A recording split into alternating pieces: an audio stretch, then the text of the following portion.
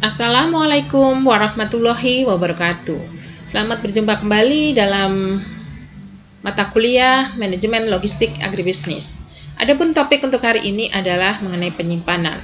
Nah, salah satu penyimpanan itu dia memiliki nilai tambah terhadap produk. Contohnya di pertanian, gabah ya, komoditas padi atau biasanya petani itu jarang sekali yang melakukan penyimpanan produk. Biasanya setelah panen dia jual kepada tengkulak. Nah, tentunya harga jual yang diterima oleh petani cukup rendah dibandingkan kalau dia melakukan kegiatan penyimpanan produk.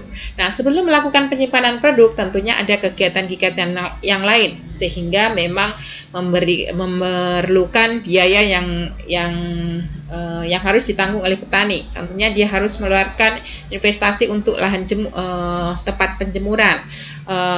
Dia harus mengeluarkan biaya-biaya tenaga kerja untuk melakukan penjemuran. Kalau dia menggunakan mesin, tentunya harus membeli alat-alat, kemudian bahan-bahan yang digunakan untuk pengeringan tersebut. Nah, kita di dalam melakukan penyimpanan tentunya tujuannya salah satu adalah meningkatkan nilai tambah. Yang tadinya misalkan gabah hanya harga gabah kering panen harganya misalkan 4.500. Kalau sudah kita simpan menjadi gabah menjadi kering giling bisa menjadi 5.000 atau 5.500. Nah, di situ dari harga saja sudah terlihat ada perbedaan. Nah, perbedaan itu tentunya tidak bisa kita nilai itu apakah menguntungkan atau tidak. Tentunya harus dilihat dulu biaya-biaya yang kita keluarkan. Berapa jumlah biaya yang kita keluarkan dengan penerimaan yang kita peroleh. Nah, kita bandingkan. Nah, salah satu alat analisis yang bisa kita gunakan adalah dengan cara menghitung nilai tambah. Untuk hari ini akan saya sampaikan mengenai analisis nilai tambah. Kemudian mengenai topik penyimpanan, kemudian tempat menyimpan, dan hal-hal yang lain jenis-jenis penyimpanan minggu 8 akan saya sampaikan.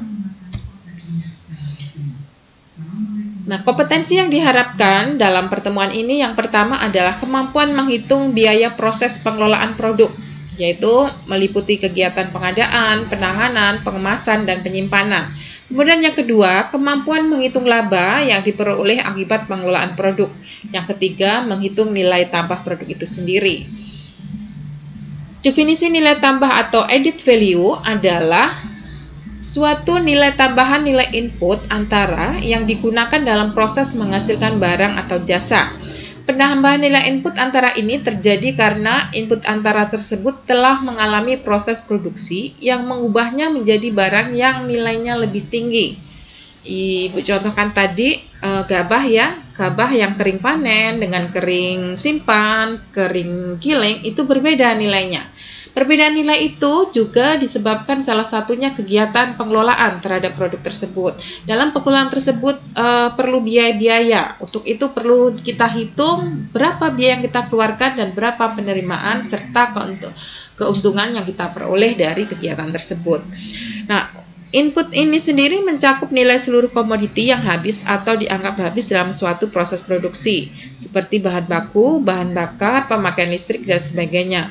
Barang yang digunakan sebagai alat dalam suatu proses produksi dan umurnya kurang dari setahun dan habis dipakai dimasukkan sebagai input antara, bukan barang modal.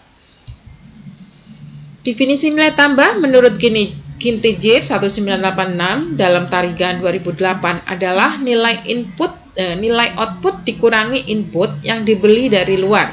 Dalam tiap satuan produksi, nilai tambah diukur dengan perbedaan antara nilai output perusahaan dan nilai seluruh input yang dibeli dari luar perusahaan. Dengan rumus nilai tambah sama dengan nilai penjualan atau output dikurang nilai pembelian atau input. Nah, itu secara globalnya sebenarnya seperti itu. Tapi nanti ada beberapa penghitungan dengan metode-metode seperti Hayami dan lain-lain ya. Kemudian salah satu faktor yang mempengaruhi nilai tambah adalah penyusutan, yaitu biaya pergantian untuk keausan dan kelapukan modal dalam produksi. Penyusut dalam arti ini yaitu konsumsi modal dan pemakaian modal.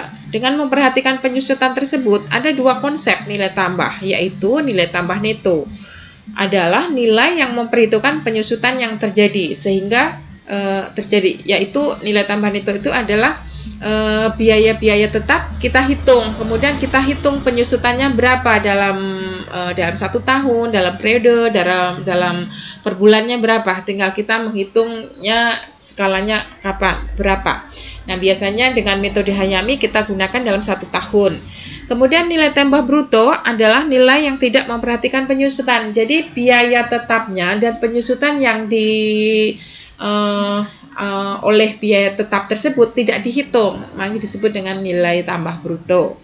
Ini di jurnal-jurnal banyak yang menghitungnya dengan nilai tambah bruto. Jadi nilai penyusutan diasumsikan diabaikan, itu jadi tidak dimasukkan dalam penghitungan. Ya, kalaupun Anda ingin menghitung, dikasih keterangannya, asumsinya apa di situ nanti. Nah, ini penghitungan nilai tambah salah satu metode yang banyak digunakan, yaitu metode Hayami. Nah, metode Hayami ini dari sini kita bisa melihat berapa bagian dari nilai tambah dari produk tersebut, kemudian tenaga kerja, imbalan tenaga kerja bagi yang melakukan kegiatan tersebut, presentasi faktor produksi dan marginnya, itu bisa dilihat dengan rumus ini. Nah, kita bisa lihat yang pertama hasil produksi, bahan baku, dan harga. Nah, hasil produksi kita lihat dulu berapa kilogram per bulannya. Kalau per periode ya per periode, kalau per bulan tinggal satuannya apa. Yang mudah buat Anda. Yang penting disampaikan di situ. Kemudian bahan hasil produksi, misalkan kalau kita ingin mengolah gabah tadi, melakukan penanganan gabah menjadi kering giling atau keringkan atau menjadi beras, itu hasil berasnya berapa yang kita peroleh. Kemudian bahan baku. Bahan bakunya berarti gabah kering panennya tadi berapa kilogram per bulan atau per 1 kali proses. Kemudian input tenaga kerja, ini satuannya bisa HKP atau HOK ya. Input tenaga kerja HKP per bulan, karena ini per bulan ya satuannya. Kalau per periode berarti per periode. Faktor konversi. Faktor konversi itu adalah poin hasil produksi dibagi dengan bahan baku. Jadi poin 1 dibagi dengan poin 2. Kemudian koefisien tenaga kerja, input tenaga kerja dibagi dengan bahan baku. Jadi rumusnya tinggal masukin aja, buka Excel-nya ya. Kemudian harga produk. Harga produk itu rupiah per kilogram. Jadi gabahnya itu tadi berapa, berasnya. Kalau harga produk kan produk yang dihasilkan dari gabah itu adalah beras kan ya. Berasnya berapa rupiah per kilo, misalkan 10.000 atau 9.000 gitu ya. Kemudian upah rata-rata tenaga kerja. Upah tenaga kerjanya per HOK atau per HKP-nya berapa rupiah? Misalkan 5.000 per HOK atau 50.000 per HKP satu harinya gitu ya. Kemudian kita selanjutnya bisa menghitung pendapatan dan nilai tambah. Ini satuannya rupiah per kilogram, yaitu harga bahan, kita harus ketahui terlebih dahulu harga bahan bakunya. Harga bahan baku gabahnya tadi berapa waktu kita beli ya, misalkan 4.500 tadi ya per kilogramnya. Kemudian timbangan bahan lain. Nah, kalau kita melakukan penggilingan padi, penyimpanan, kemudian penjemuran, biaya-biaya yang kita keluarkan untuk kegiatan itu apa saja. Nah, kita hitung, kemudian kita hitung kalau per bahan bakunya berapa rupiah kilogram, bahan 1 kilogram bahan baku gabah itu memerlukan biaya berapa untuk menjadi produk akhirnya. Kemudian nilai produk. Nilai produk itu faktor konversi yang sudah kita lakukan tadi ya, di poin 4 tadi, dikalikan dengan harga produk. Tuh, itu disebut dengan nilai tambah atau nilai produk. Nah, nilai tambahnya berarti nilai produk dikurang dengan harga bahan baku dikurang dengan sumbangan bahan lain. Intinya sebenarnya TR-TC ya, tetapi rumus ini diuraikan seperti ini. Jadi nilai tambah dari produk yang kita peroleh dari penggilingan padi itu adalah sekian. Nah, itu nanti bisa kita lihat. Nah, ini kalau di sini nilainya, kalau di bawah ini persentasenya itu ya. Jadi resiko nilai tambah atau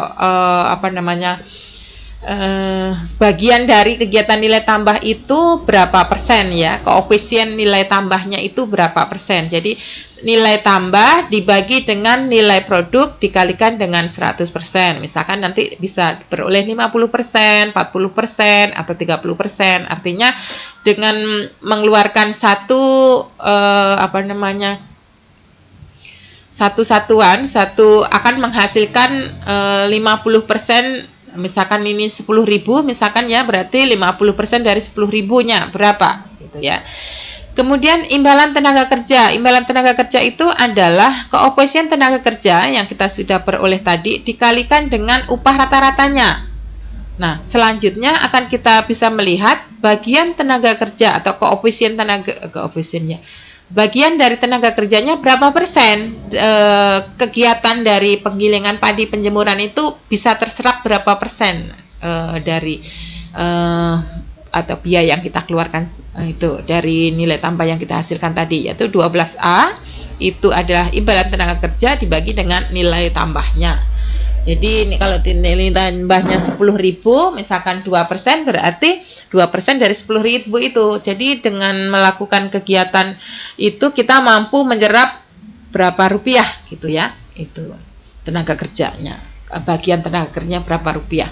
Kemudian pendapatan. Pendapatan itu adalah nilai tambah dikurang dengan imbalan tenaga kerja. Jadi nilai pendapatan yang diperoleh dalam kegiatan tersebut, pengelolaan produk tersebut bisa diketahui. Kemudian bagian pendapatannya itu pendapatan dibagi dengan nilai tambahnya. Nanti diketahui presentasinya berapa. Nah, dari presentasi ini nanti kita interpretasiin. Kemudian presentasi faktor produksi terhadap margin. Margin itu sendiri nilai produk dikurang dengan harga bahan baku, ya, harga bahan baku. Kemudian modal dan manajemen itu pendapatan dibagi dengan margin dikalikan dengan 100%. Ketenaga kerja itu imbalan tenaga kerja dibagi dengan marginnya.